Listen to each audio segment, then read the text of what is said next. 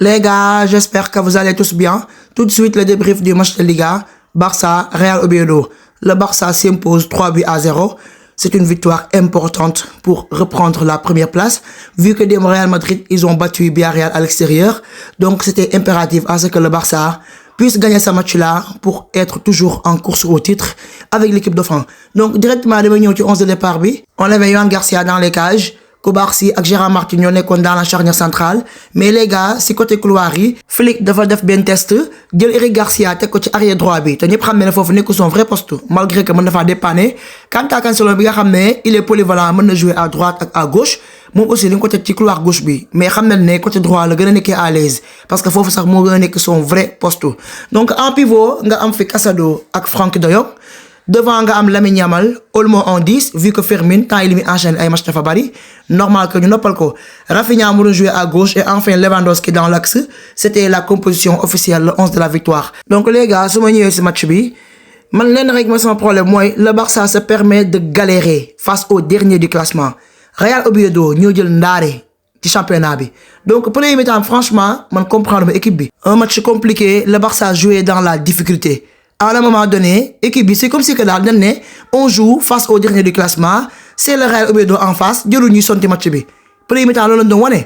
parce que adversaire mooy li ma yàgg wax rek da nga koy respecter même fekkente ne équipe bi moo gën a nul ci histoire du football booy football ak moom prendre ko au sérieux nga teel a dugg sa match wane sa intensité. loolu laa xam mais Barça tey jii dafa doon jouer comme si que dafa xeeb Real Oviedo moo tax ce premier mi-temps bi y avait rien de bon. En plus nag les gars bu waxantee dëgg arbitre yi war nañoo xoolaat ni ñuy gérer match yi parce que mënuma concevoir Real Oviedo def nañ trop de fautes contre le Barça ils ont fait 15 fautes ci premier mi-temps bi arbitre bi toog di leen seetaan nangu ta génne benn carton il a fallu que ñu def benn faute boo xam ne moo gën a metti ñu doog a génne carton c'est pas normal. En plus man Real Oviedo je croyais que dinañ nangu jouer football parce que je me rappelle suñu premier match contre ñoom à l'extérieur mais ça jouait bien même contre Real aussi il jouait bien raison pour laquelle ma yaakaar tey suñu deuxième match contre ñoom non dañ nangoo jouer au football parce que du équipe yëpp ay nangoo def bloc bas boo la xoolee Elche c'est une petite équipe mais franchement ren jii dañoo indi football nangu ñoo def benn yoon bloc bas loolu mooy neexal match de même que Villarreal ñoom équipe boo xam ne ils prennent trop de risques laissant des espaces derrière parce que ñoom dañuy bëgg di football normal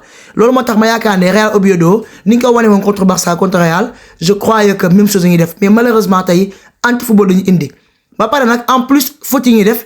dañoo tuer le temps. di ray temps bi ñu ngi leen neexee des fois bu faute amee balaa ñëw rejouer dañuy taxaw tuuti wala des fois bal bu génnee touche dañuy jël bal bi dégager ko uniquement pour mën a ray temps bi. lii nag c'était une petite parenthèse mais duma ci basé wu pour camoufler la mauvaise première période du Barça. Premier mi-temps bi c'était du néant total surtout na milieu bi nga xam ne doxul woon y avait pas de construction de jeu parce que mën naa ne tey Pedri bi fu nekkoon du ñàkk tey jii mu construire quelque chose alimenter ailier yi. te milieu bu doxul rek attaque bi du mën a dox parce que milieu bi ñoom ñooy alimenter ailier yi di combiner ak ñoom wala mën a apporter profondeur def une vraie passe vers le numéro 9 mais ça n'a pas été le cas en première mi-temps donc les gars su ma ñëw deuxième mi-temps bi waaw c'est le Barça que je connais moo tax ñu mujjee prendre adversaire bi au sérieux teel a plier match bi tak 3-0 match bi jeex na donc lii wane ci deuxième mi-temps bi buñ ko teel a wane ci depuis le début du match c'était fini match bi comme plié nañ ko bu yàgg. Voilà c'est le Barça que j'ai aimé le Barça qui plie l'adversaire vu que Oviedo voilà ils sont faibles petite équipe là ils sont derniers du classement donc Barça match bi dafa woon facile ci moom. Mais heureusement que deuxième mi-temps bi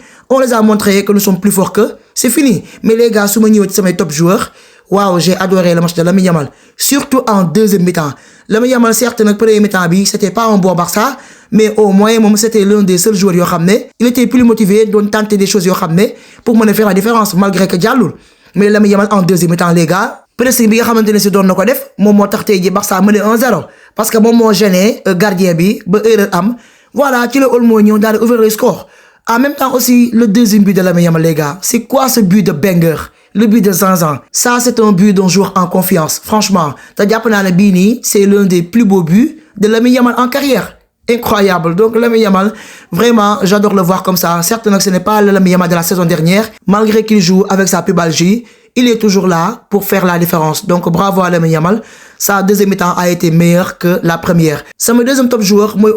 Olmo j'ai tellement adoré sa deuxième mi-temps waouh certes nag sa première mi-temps il a été inexistant comme les autres mais Olmo franchement sa deuxième mi-temps a été meilleure en même temps c'est lui qui a permis au Barça d'ouvrir le score. Le premier but qu'il a marqué, waouh, avec du sang-froid. En plus, il a fait la passe décisive à Lamine Yamal sur le deuxième but du Barça. une passe parfaite, Lamine Yamal a récupéré, il était obligé de frapper avec ciseaux. Donc bravo à Olmo. Les gars, j'ai également adoré la rentrée de Baldé. Baldé tey dafa jouer noo xam ne lu ma gëj a gis ci moom ndax moom gëjoon naa jouer di percer te tey ji loolu la def dafa percer projeté vers l'avant malgré que dans le dernier geste voilà daf ko war a gën a améliorer mais il nous a fait beaucoup de bien sur le côté gauche. En termes des courses sans ballon, les appels, les percussions, franchement il a répondu présent ba pare match bi sax mënoon na sax bañ a jouer mais le fait que Cancelo joueur Oviedo bi xaw ko rey muy Assane seen numéro 10 boobu mais les gars Assane à chaque prise de balle il pose problème à Cancelo te daf ko bouffer comme du n'importe quoi défensivement ndax Cancelo moom ñëpp a xam ne benn défaut la am mooy côté défense bi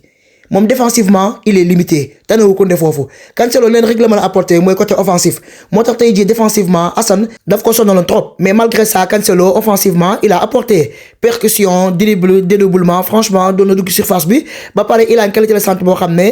bu Rafinha defee appel mën na ko jox bal bi donc Cancelo certes nag deful passe décisif ci match bi wala dugalul but mais il a apporté dans le jeu mais défensivement franchement c'était compliqué te loolu ñëpp xamoon nañ ko ci moom avant que muy ñëw Barça deuxième mi-temps nag Baldé ci noonu la duggee mais gis ngeen tey ji Assane ni mu sonnalee Cancelo sonnalu ko Baldé parce que Baldé ku ne xam ne côté défense bi certes nag ce n'est pas le meilleur défenseur mais au moins Baldé bu débutoon match bi bu nekkee côté défensivement moo ci gën a meilleur Cancelo mais côté offensivement Cancelo moo gën a meilleur donc kenn ku ci nekk am nga foo gën a meilleur sa morom loolu moo tax Baldé deuxième mi-temps il nous a fait beaucoup de bien malgré que Cancelo offensivement franchement il a été bon. Vraiment j'ai adoré la rentrée de Baldé car ça fait du bien de le voir à ce niveau. Les gars de même que Frenkie certes nag c'était pas son meilleur match contre Slavia Praga la gën a baax mais Frenkie au moins tey milieu bi il a tenu bon, il s'est géré. De même que Cancelo aussi, qu'on a depuis le début de la saison, n'est en forme, niveau boum amamda amukoren, mais tey ji aussi, ça va, tey tanena par rapport au match passé. Donc les gars, le Barça a réalisé l'essentiel. On a remporté le match,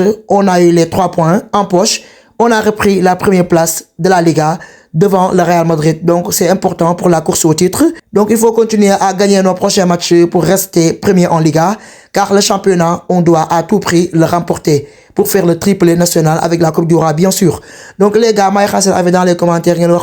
qui sont vos top joueurs et vos flops. Également les performances de nos joueurs sur le terrain. C'était tout pour ce débrief. Restez connectés sur ma chaîne. Prenez tout soin de vous et à très vite.